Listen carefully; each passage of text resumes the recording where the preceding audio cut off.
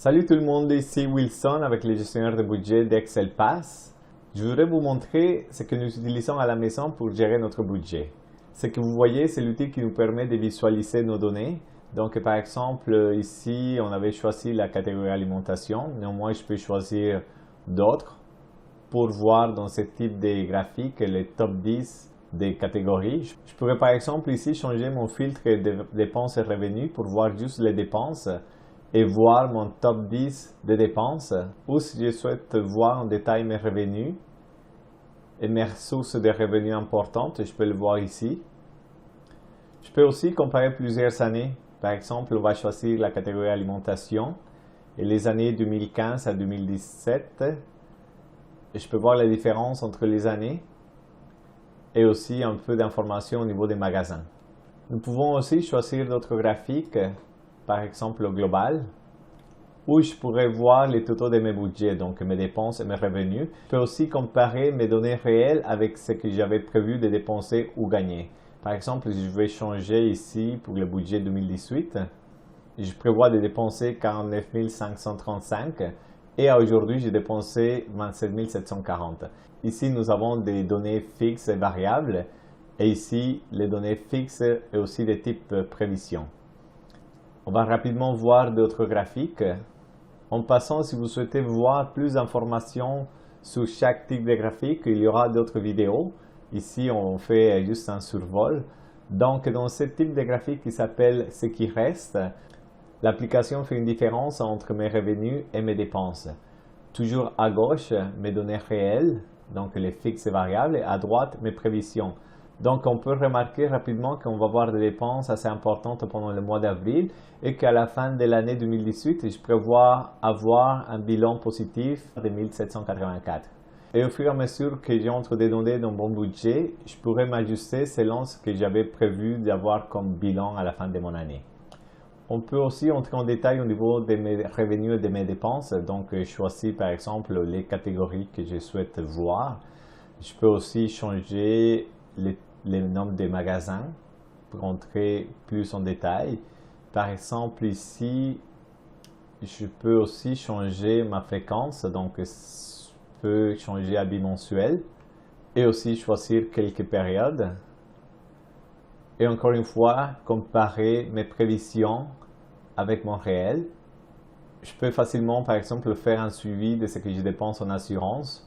Je peux choisir toutes les périodes et revenir à ma fréquence mensuelle et voir l'évolution pendant les 4 années précédentes.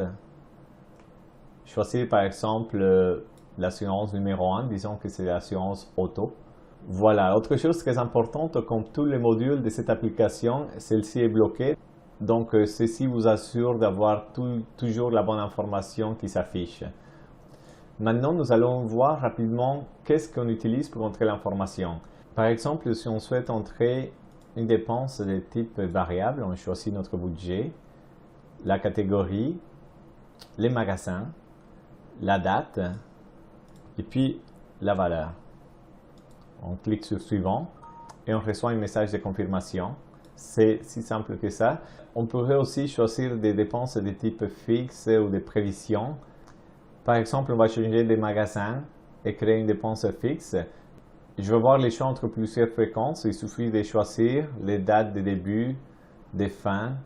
Encore une fois, la valeur, par exemple 70. On clique sur suivant et tout le travail est fait par l'application.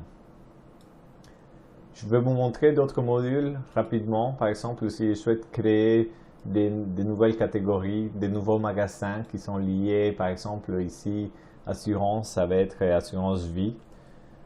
Je peux les créer comme ça rapidement. Je reviens ici à mon module entrée, cherche assurance et voilà, j'ai mon magasin ici. On a aussi le module modifié qui me permet de changer toutes les données que j'ai déjà entrées. Par exemple, je vais choisir la catégorie revenu, mon revenu numéro 1. Je peux le supprimer ou le cloner dans un autre budget. Ceci me permet d'économiser du temps. Par exemple, si je souhaite créer mon budget de l'année 2019, il suffit de faire clic sur cloner, choisir le budget où je souhaite cloner mon information. Je peux le modifier Et ici, j'ai plusieurs choix. Donc, je peux changer la fréquence, je peux changer le coût, je peux les changer pour une période, je peux les prolonger ou raccourcir les périodes que j'ai déjà entrées. Donc, tout se fait avec l'aide des boutons. Je n'ai pas besoin d'aller choisir des cellules, insérer des colonnes, des lignes, etc.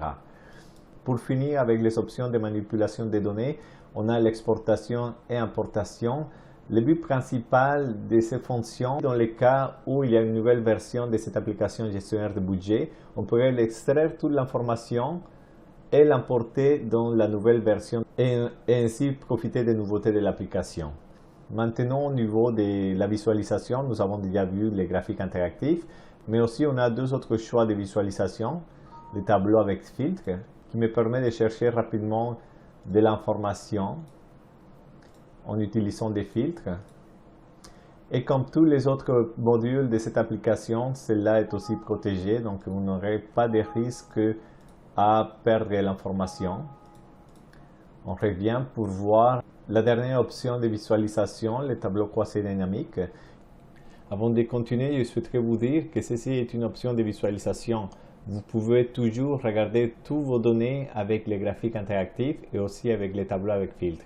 Ici, par contre, la feuille n'est pas bloquée, donc vous pouvez créer un rapport avec les structures que vous souhaitez. Par exemple, si je souhaite voir les magasins, ici, je peux choisir le magasin 1.1 et puis voir toute l'information du magasin. Vous pouvez aussi revenir au tableau croisé qui avait été défini par défaut, juste en faisant clic sur ce bouton bleu. Donc, vous allez voir qu'un tableau va être créé. Voilà, on a un message de confirmation. Voilà, c'est ainsi que je termine cet aperçu de l'application gestionnaire de budget. Je vais laisser plus d'informations dans la description de cette vidéo. Et si vous souhaitez avoir plus d'informations sur chacun des modules, je vous invite à voir les playlists. Vous allez voir que l'application est très puissante et en plus, elle est facile à utiliser. Merci beaucoup et à bientôt.